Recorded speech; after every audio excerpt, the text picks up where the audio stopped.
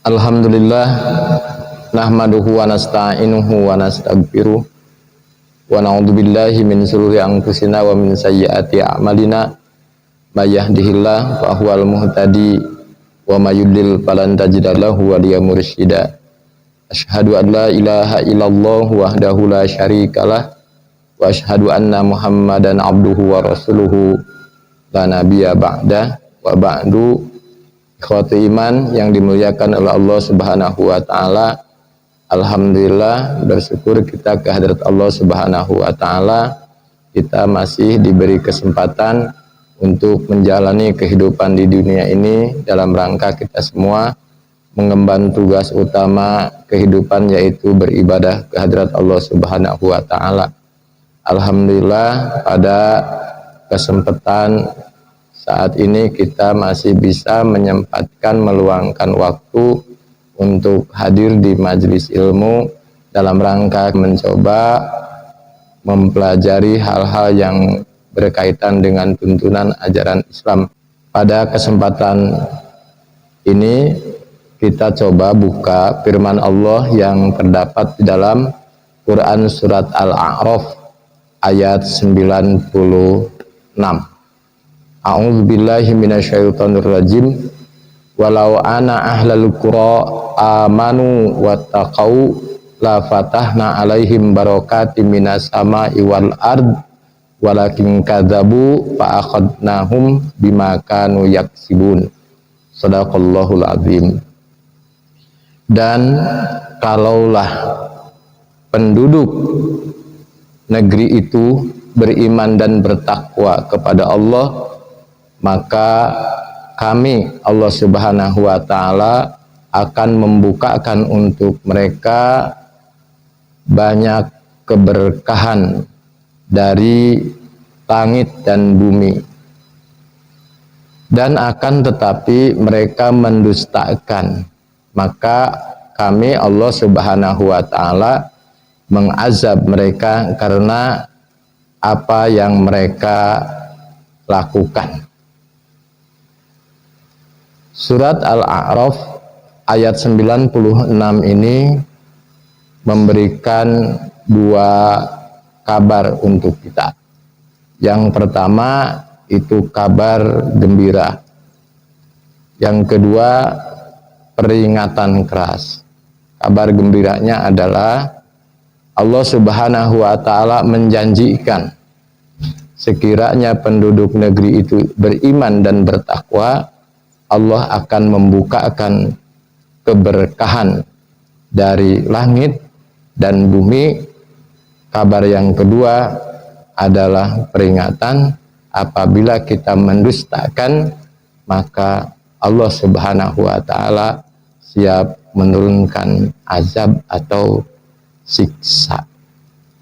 Ikhwatu iman yang dimuliakan oleh Allah Subhanahu wa taala, kata as-sama dan samawat, para ulama menjelaskan ketika Al-Quran menyebutkan samawat, maka itu artinya cakrawala, samawat itu jagat raya. Tetapi ketika Allah menyebut as-sama mufrad singular, artinya itu arah. La fatahna alaihim barakatim minas sama. Ini bukan samawat, tapi sama.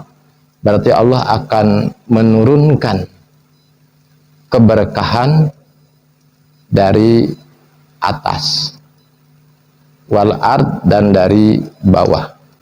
Ada ulama juga yang menjelaskan, diantaranya di tafsir Kementerian Agama, juga tafsir yang dikeluarkan oleh kerajaan Saudi Arabia, walau ana ahlal qura amanu wa taqau, itu menjelaskan tempat-tempat, daerah-daerah di mana Allah Subhanahu wa taala mengutus utusannya. Nabi dan Rasul yang diutus di tempat itu rata-rata mendapatkan penentangan, mendapatkan perlawanan. Maka Allah Subhanahu wa taala menjelaskan lau ana ahlul qura amanu wattaqau, maknanya adalah mereka mengikuti menerima dakwah Nabi dan Rasul itu. Dan tidak ada tempat daerah di mana Nabi dan Rasul diutus semuanya menjadi pengikut setia. Mesti ada di antara mereka yang melakukan penentangan. Terkecuali itu umat Nabi Yunus. Ikhwatu iman yang dimuliakan oleh Allah Subhanahu wa taala. Para ulama juga menjelaskan keberkahan akan diraih ketika kita mengikuti petunjuk dari Allah dan mengikuti arahan tuntunan dari utusannya, dari Rasulullah Shallallahu Alaihi Wasallam. Ahlul Qura itu penduduk negeri. Berarti yang menentukan keberkahan di sebuah negeri itu Ahlul Qura, penduduknya. Penduduknya itu siapa? Apakah mereka itu pemerintahnya, pimpinannya, atau siapa? Ulamanya atau masyarakat warga negeri itu? Para ulama mengatakan bahwa semua Ahlul Qura itu, semua yang terlibat yang berada di negeri itu. Oleh karena itu ada penjelasan Ahlul Qura. Mudah-mudahan waktunya bisa cukup. Ya mungkin kita sampaikan sekilas-sekilas saja. Pertama, yang bisa membukakan keberkahan ketika ada di negeri itu pemimpinnya yang adil. Siapa pemimpin itu? Apakah pemimpin itu eksekutif? Ya, presiden, gubernur, bupati, lurah, itu disebut eksekutif. Ya. Tapi kan eksekutif juga tidak bisa leluasa, karena masih ada legislatif yang bisa mengawasi, bahkan bisa memanggil, bahkan sampai bisa mengimpeach. Jadi ada yang menjelaskan bahwa kalau dilihat di kita, pemimpin itu tidak hanya sekedar, kalau di kita presiden, termasuk perwakilan rakyatnya. Presiden itu tidak akan berleluasa kalau tidak mendapat dukungan. Yang ketiga, ada juga yang mengatakan bahwa bukan hanya eksekutif dan legislatif, tapi hukama, para penegak hukumnya. Meskipun presidennya tidak adil, didukung oleh Dewan Perwakilan Rakyatnya, tetapi ketika penegak hukumnya adil, presiden bisa diadili, anggota dewan bisa diadili. Tapi ketika berkompromi dari eksekutifnya, dari legislatifnya, dari judikatif, maka jangan harap keberkahan itu akan dibukakan oleh Allah Subhanahu wa taala.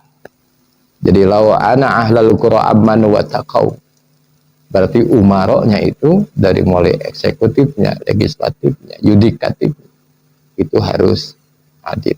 Kalau tidak ada keadilan di sana, jangan harap Allah akan membukakan keberkahan itu. Bahkan nuji atlahum al-barakah, akan dicabut oleh Allah keberkahan. Itu satu. Yang kedua, wa ulama'uhum bi'ilmi, dan para ulamanya dia menyampaikan fatwa, pandangan, pendapat, nasihat itu sesuai dengan ilmunya. Kira-kira ada tidak ulama yang justru dia berpendapat bertentangan dengan ilmu yang dimilikinya, kita tidak kasih contoh yang dekat. Di zaman Nabi Musa alaihi salam itu ada seorang ulama, bahkan ada yang menyebut itu setingkat wali karena dia punya keilmuan mumpuni, bahkan dia juga menguasai Taurat, langsung mendapat pengajaran Taurat di Tur Sina. Ketika dia menyampaikan ceramahnya, pasti yang hadir itu jamaahnya banyak. Kalau di kita mungkin dai 1 juta umat. Jadi sangat terkesan itu masyarakat dengan fatwa-fatwa, dengan pandangan-pandangan. Bahkan ada yang menyebutkan dia juga sangat mahir ketika membaca Taurat. Kalau kita mungkin itu qori, namanya itu Bal'am. Boleh nanti kita telusur, kita searching, kita googling siapa Bal'am itu. Tapi Bal'am itu tinggal di tengah penduduk kampung, disebutnya di sana itu Jabarot, yang penduduknya itu anti agama, anti Tuhan, atau apalah disebutnya ya. Pokoknya yang sangat jauh, tidak taat, tidak melaksanakan ajaran agama, itu Jabarot. Sebut aja kampungnya itu Jabarot. Bayangkan seorang alim, seorang ulama tinggal di sebuah lingkungan seperti itu. Tetapi dia merasa nyaman.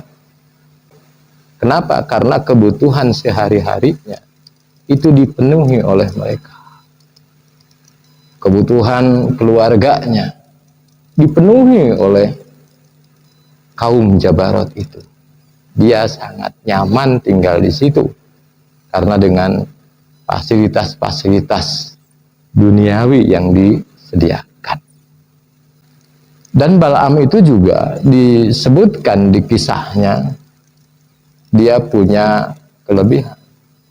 Entah karena keilmuannya, pengetahuannya, ketika memohon kepada Allah senantiasa dikabulkan. Itu Bal'am. Ucapannya mesti terbukti. Kalau di Sunda ada istilah saciduh, metu saucap nyata, mesti terjadi. Nabi Musa alaihi salam beserta pasukannya hendak memerangi kaum Jabarot, dan tentu kaum Jabarot itu merasa gelisah karena mereka tahu kehebatan Nabi Musa alaihi salam. Fir'aun saja itu ketika mengejar Nabi Musa dengan mukjizatnya bisa melintasi lautan dan Fir'aun ditenggelamkan di sana. Mereka merasa gelisah karena tahu ketika Nabi Musa menghadapi ahli sihir Fir'aun, tali-tali itu dilempar menjadi ular, dan Nabi Musa alaihi salam diperintahkan oleh Allah an alqa-asa supaya melemparkan tongkatnya, dan tongkatnya menjadi ular yang lebih besar, dan ular-ular ahli sihir Firaun itu dimakan. Mereka tahu itu. Kisah Nabi Musa alaihi salam ketika Bani Israel kaumnya meminta air, diabadikan dalam Al-Quran surat Al-Baqarah, wa idhistasqa Musa li qaumihi, ketika kepada Allah untuk kaumnya agar diberikan air, maka Allah memerintahkan kepada Nabi Musa alaihi salam, idrib bi'asraqal hajar, pukulkan tongkat itu kepada batu, pan fajarat bin husnata asrata ainan, maka air pun keluar dari batu itu. Maka mereka teringat ada Bal'am di sana. Mereka datang kepada Bal'am meminta pandangan minta petunjuk bagaimana menghadapi Nabi Musa dan pasukannya. Maka Bal'am pun menyampaikan, kita tidak mungkin mampu menghadapi Nabi Musa alaihissalam beserta pasukannya, karena Musa itu kan nabi. Tentu Allah Subhanahu wa Ta'ala akan melindungi dia dengan malaikat-malaikatnya, itu kata Bal'am. Tapi kaum Jabarot itu mendesak kepada Bal'am, engkau kan seorang alim yang banyak ilmu, kira-kira ada tidak celah yang bisa kita lakukan. Akhirnya Bal'am pun memutar otaknya dan diakui keilmuan Bal'am. Akhirnya Bal'am mendapatkan penjelasan bahwa Allah akan mencabut keberkahan ketika umat itu melakukan kemaksiatan. Kata Bal'am, sekarang begini, ketika Nabi Musa dan pasukannya tiba, maka kita hadapkan paling depan itu kaum perempuan. Tapi perempuan yang ada di depan itu tolong, itu yang menyambut mereka, disuruhlah mereka itu bersolek, berdandan. Mau perang ini pergi ke salon dulu, dandan dulu. Tentu dengan penampilan-penampilan yang bisa menggoda ya, kaum pria. Dan itu pun fatwanya dilakukan. Ternyata betul. Ada di antara pasukan Nabi Musa alaihissalam yang tergoda. Bahkan kata Bal'am, kalau ada di antara mereka yang mengajak untuk berkencan, berhubungan lebih, layani. Dan itu pun terjadi. Ada di antara pasukan yang melakukan itu, dan apa? Akhir dari peristiwa ini, pasukan Nabi Musa itu pun terkalahkan. Di kisah itu Allah Subhanahu wa Ta'ala itu akhirnya menimpakan juga siksa kepada Bal'am, dan Bal'am itu dicabut oleh Allah Subhanahu wa Ta'ala keilmuannya. Jadi ada ulama yang seperti itu. Ketika ada ulama yang seperti itu, maka jangan harap keberkahan Allah bukakan kepada negeri itu. Harusnya ulama yang berilmu itu dia menggunakan ilmunya untuk kemaslahatan, tidak menyalahgunakan ilmunya hanya karena materi-materi yang bersifat duniawi. Maka itu akan menjadi sebab Allah Subhanahu wa Ta'ala nuji'allahumul barokah, menyambut keberkahan. Ikhwatu iman yang dimuliakan oleh Allah. Yang ketiga, dijelaskan yang bisa menyebabkan sebuah negeri itu oleh Allah Subhanahu wa Ta'ala dicabut keberkahan, wat tujaru bisidqihim. Para tujar itu kan dari tijarah, pedagangnya jujur. Kalau dikembangkan bukan hanya pedagangnya, mungkin kalau dikira pebisnis, bukan pebisnis saja, pelaku ekonomi. Ya, para pelaku ekonomi itu berlaku jujur, tidak terjadi suap menyuap, manipulasi. Apabila itu terjadi, maka jangan harap Allah menurunkan keberkahan. Selanjutnya yang keempat itu amanatu al-ujar wa ujarauhum amanah. Ujar itu dari ajrun. Ajrun itu kan pahala. Ajrun itu kan upah. Ajrun itu buruh. Jadi ujar itu berarti para buruh, para pekerja, mungkin pekerja lebih level kecil. Kalau yang besarnya pemborong. Kalau di atas pemborong apa tuh? Mereka itu jujur. Ketika para pekerja itu sudah tidak jujur, jangan harap itu ada keberkahan. Kita sering kalau di kampung-kampung kan nyuruh kerja ke sawah. Yang punya sawahnya itu tidak menunggu di sana, mereka lebih percaya. Kenapa? Kejujuran mereka. Mungkin sore harinya dilihat, siang harinya dilihat. Sampai di mana pekerjaan itu.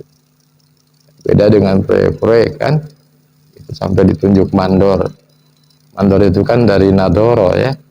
Naro melihat, mandor itu berarti yang memperhatikan. Kadang-kadang ketika ada mandornya kerja, ketika mandornya hilang sebentar mereka berleha-leha. Jangan harap keberkahan itu ada.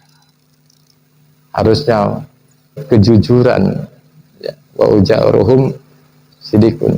Jadi kejujuran para pekerja, para pemborong. Ya kalau anggarannya sekian, ya jalankan sesuai anggaran. Kalau para pemborong pekerja sudah tidak jujur, jangan diharapkan akan ada keberkahan. Untuk selanjutnya, di samping itu juga sahaul agniya, orang-orang kayanya itu dermawan. Kalau orang-orang kaya itu dermawan, Allah akan menurunkan keberkahan. Tetapi kalau orang-orang kayanya itu kikir, jangan harap keberkahan itu ada. Karena di sekeliling kita itu banyak orang-orang yang membutuhkan. Hanya untuk kebutuhan 500.000 rupiah saja. Hanya untuk kebutuhan 1 juta rupiah saja. Mereka kesulitan, akhirnya apa? Berani meminjam dengan bunga, ya, meminjam 500.000, nanti lebihnya berapa? Kita sebut ada bank apa tuh yang ibu-ibu suka berkeliling di situ.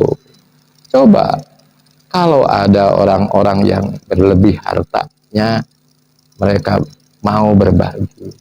Kita tahu ada tetangga kita yang lagi membutuhkan hanya 500.000 atau 1 juta, kasihlah mereka sedekah atau kasihlah pinjaman dengan tanpa bunga. Mungkin mereka akan terselamatkan. Praktek riba itu diakibatkan oleh apa? Karena orang-orang yang berlebih dari sisi materi kekayaan, kikir, mereka pelit, mereka tidak mau berbagi. Jangan harap keberkahan itu akan dibukakan oleh Allah Subhanahu wa Ta'ala. Kita perhatikan di lingkungan kita, mereka sudah a priori sudah tidak peduli dengan orang sekitarnya. Yang selanjutnya, juhudul fuqara wa qata'atuhu. Juhudnya orang-orang yang fakir, orang-orang yang tidak mampu, mereka qata'ah. Itu yang menjadi keberkahan. Dan dari mereka itu Allah membukakan keberkahan. Ketika orang-orang yang tidak mampu itu tidak juhud, apa yang terjadi? Berani melakukan pencurian, mereka melakukan kriminal, itu karena tidak juhud. Oleh karena itu, memang untuk fakir dan miskin ini Rasulullah Shallallahu Alaihi Wasallam perhatian khusus. Bahkan di negara kita juga ada undang-undangnya untuk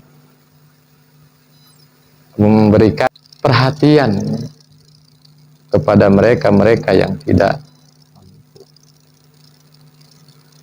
Ikhwatul iman yang dimuliakan oleh Allah Subhanahu wa taala. Selanjutnya yang bisa membukakan keberkahan sebuah negeri itu birrul aulad lil aba wal ummahat. Ketika anak-anak kita yang sekarang disebut generasi bukan milenial lagi sekarang ya, ada generasi Z. Itu ya, mereka bakti kepada bapak dan ibunya, berbuat baik kepada orang tua.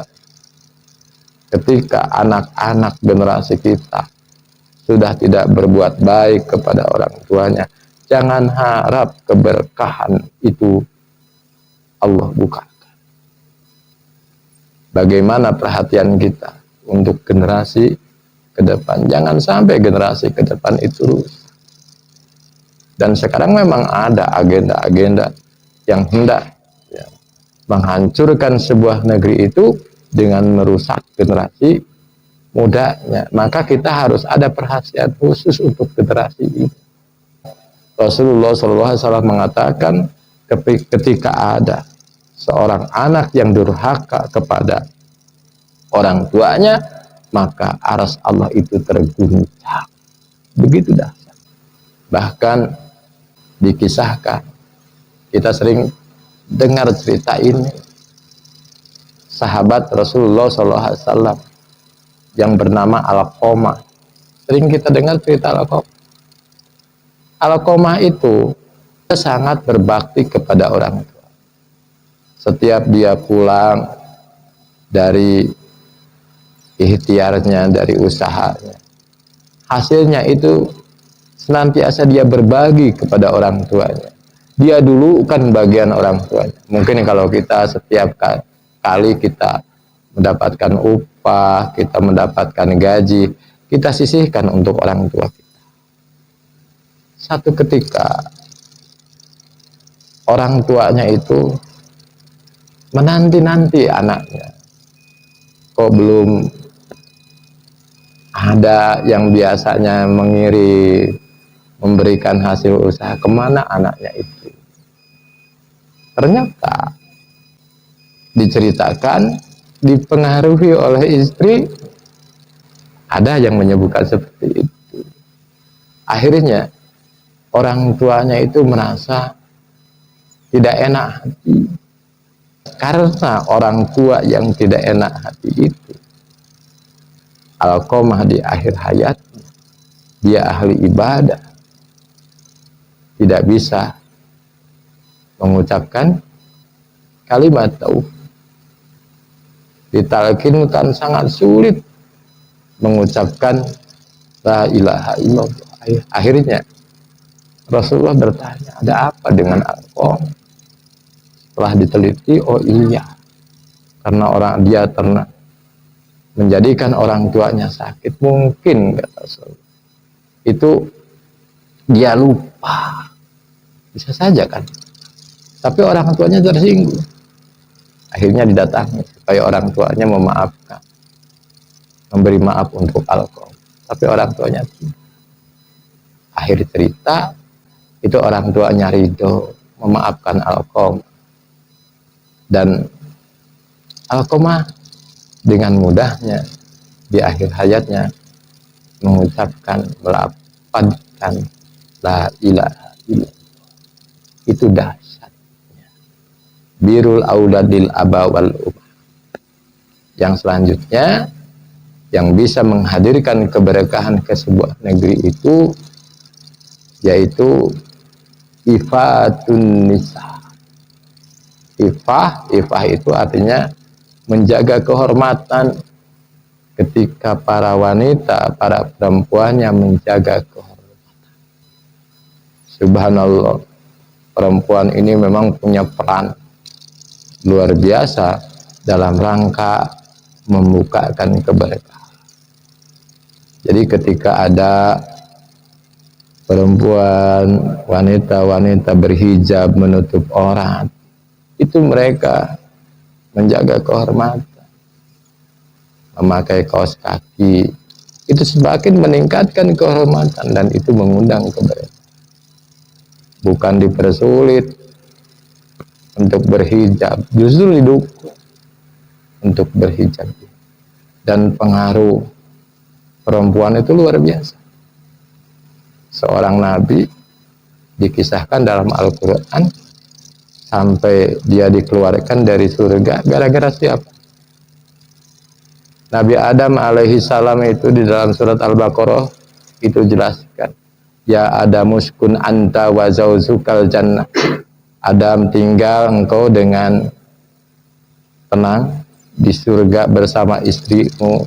Wa kula minha rogodan haitsu syi'tuma, silahkan kalian berdua makan apa saja yang tersedia di surga ini, tapi wala taqrabah hadis sajarah, jangan mendekati pohon itu. Setan menggoda Adam, tapi ketika digoda Adam, setan masih tidak tergoda. Tapi setan mencoba menggoda melalui istrinya Hawa, akhirnya Adam tergoda. Jadi Adam itu digoda oleh setan kuat, ketika digoda oleh perempuan kalah juga. Jadi godaan perempuan itu lebih dahsyat dari, ya, karena hebatnya godaan setan seperti itu. Ikhwatu iman yang dimuliakan oleh Allah, ada 10 poin itu dulu yang bisa disampaikan. Mungkin nanti kita akan lanjutkan dalam pertemuan kita selanjutnya. Yang jelas Allah Subhanahu wa taala di dalam surat Al-A'raf ayat 96 itu menegaskan, walau ana ahlal qura amanu wattaqau, seandainya penduduk negeri itu iman dan takwa, artinya iman kepada Allah dan menjalankan tuntunan ajarannya, la patahna alaihim barakatim minas sama'i wal ard, akan dibukakan keberkahan dari atas, dari langit dan dari bumi. Walakin kadzabu, tapi seandainya mereka tidak iman dan bertakwa, menentang perintah Allah, bahkan mengesampingkan tuntunan agama, jangan harap ketika Allah wa'aqad nahum bima kanu yaksibun, Allah turunkan siksa malapetaka karena apa yang dilakukannya. Kita bermohon kepada Allah, mudah-mudahan Allah Subhanahu wa taala senantiasa membimbing kita dalam bimbingan hidayahnya. Mudah-mudahan Allah Subhanahu wa taala memberikan kekuatan kepada kita untuk melakukan ketaatan. Allah Subhanahu wa taala mengampuni segala hilaf dan dosa kita. Allah Subhanahu wa taala menerima amal kebaikan kita. Allah Subhanahu wa taala menetapkan akhir hayat kita ada dalam husnul khatimah. Rabbana la tuzigh qulubana ba'da idh hadaitana wa hab lana min ladunka rahmatan innaka antal wahhab. Rabbana atina fid dunya hasanah wa fil akhirati hasanah wa qina adzabannar. Aqulu qouli hadza wa astaghfirullaha li wa lakum wal afu minkum. Assalamualaikum warahmatullahi wabarakatuh.